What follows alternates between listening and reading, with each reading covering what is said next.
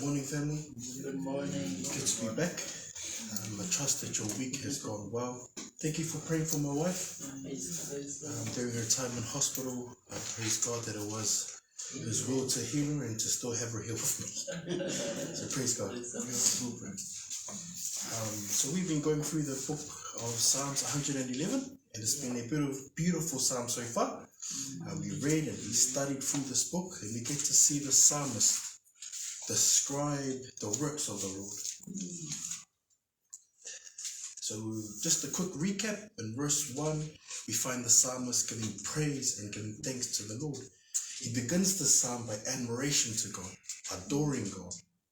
He commends God. He praises and gives glory to God with his whole heart, meaning giving God the totality of his whole being.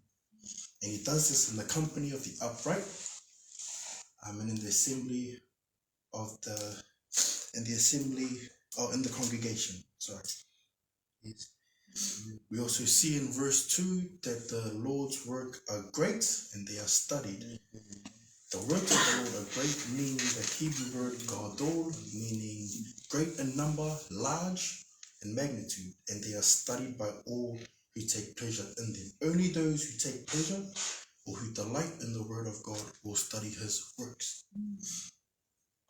In verse 3, we're reminded that his works are honorable and majestic. Honorable and majestic are his works, the psalmist says, and his righteousness endures forever. Remembering that righteousness is also a characteristic of God, which means sodeko, and it means justice and righteous. And the way we can see that in creation is that everything works in perfect harmony. In verse 4 of Psalms 111, we see that the Lord has made his works to be remembered. Remembering that the meaning of remember means a memorial or something to call forth. For example, we have the rainbow or the bow, which is found in Genesis chapter 9, verse 13. This is something that we as believers will remember as God kept his covenant to Noah to never again cut off all flesh with water and flood. And then the psalmist then mentions another two characteristics of God, which is gracious and compassionate. Verse 5, we see that God here is a provider and a covenant keeper.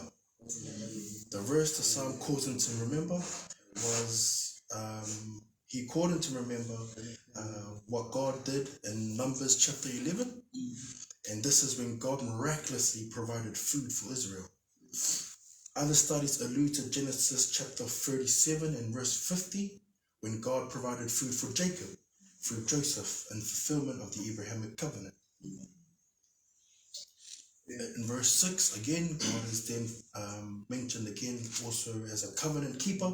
The psalmist alludes to God's work as he remembers the Abrahamic covenant and the promise that God had given to Abraham in Genesis 15, verses 18 to 21.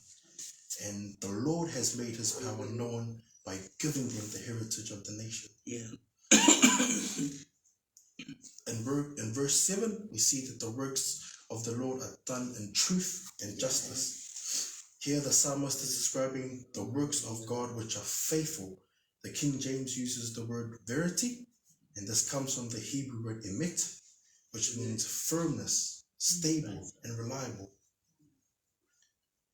And also their judgment, mispot, and we use the word ordinance, which means a God with a creative order, that there's an order in God's creation. He did not just make anything pop up at any time. There was actually an order to God's creation. In verse 8, we see that his works stand fast and it's forever. The psalmist reminds us that the works of the Lord are sustained, are continuous, and without interruption. We are reminded that God's word precepts will not fail. And we quoted from Isaiah chapter 40, verse 8. The grass withers and the flowers fall, but the word of God endures forever. We're also reminded that his works are done in truth, sureness, and reliable. We can trust in the works of our Lord. His works are done in uprightness, which means upright, fitting, and proper. God's sovereignty will allow things to happen in His time and His time only. And then in verse 9, we see that God is a redeeming God. God being gracious is also a redemptive God. As the psalmist recalls when God saved His people from slavery, recorded in Genesis chapter 15, verse 13, where God beforehand talked to Aram about the land that his descendants will be as strangers in, and the redemption part is found in Exodus chapter 6, verse 6, where God speaks to Moses about what he is going to do.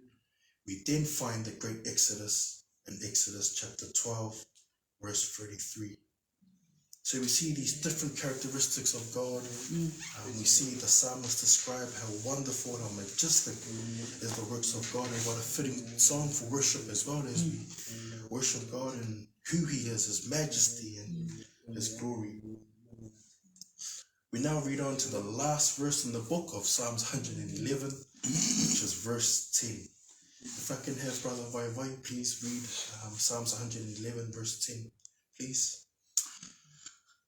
Verse 10, the fear of the Lord is the beginning of wisdom. A good understanding have all those who do His commandments. His praise endures forever. Thank you, Brother Vai. The psalmist ends Psalm 111 with a word of wisdom. Now, this is a common wisdom that we do not we hear in the book of Proverbs. The fear of the Lord is the beginning of wisdom, and the knowledge of the Holy One is the understanding. Proverbs 9, verse 10. Proverbs 1, verse 7 says, the fear of the Lord is the beginning of knowledge, and fools despise wisdom and instruction. We see that there's a theme of fear. So that leads us to the question, what is the fear of the Lord? This word fear comes from the Hebrew word yaro, which means to respect, reverence, piety. To respect, to have a high regard of our Lord. To reverence, to hold Him in high esteem. To have admiration for Him. And piety is to be submissive and obedient to Him. In other words, the person who has the fear of the Lord is someone who, 1, respects. He holds God to a high regard. 2, someone who is reverent. He holds God to a high esteem. And 3, someone who is piety, someone who is submissive and obedient to our Lord. This is the beginning of wisdom.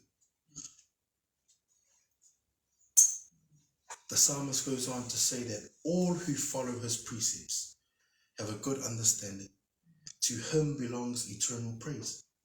Here the psalmist concludes that all who follow His precepts, His commandments, His word, he says they have a good understanding, which means they have good insight. They have good way or discernment of God's word. And to Him belongs eternal praise. Eternal meaning forever. And praise, again, is the admiration of God.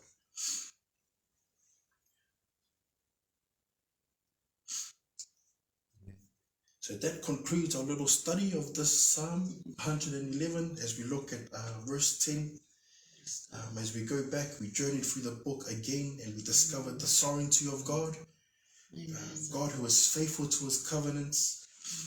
God we see as a provider who takes care of the people who fear Him, who respect Him, who hold Him in a high regard. That His works are large in number and He has a creative order. One God who is trustworthy and reliable, who is faithful, and that His works are studied by all who take pleasure in His works. Family, this is the God that we serve. One who does not waver in His promises, but keeps them. A God who is a redeemer, a God who has a creative order, a God who is trustworthy and reliable. Amen? Amen.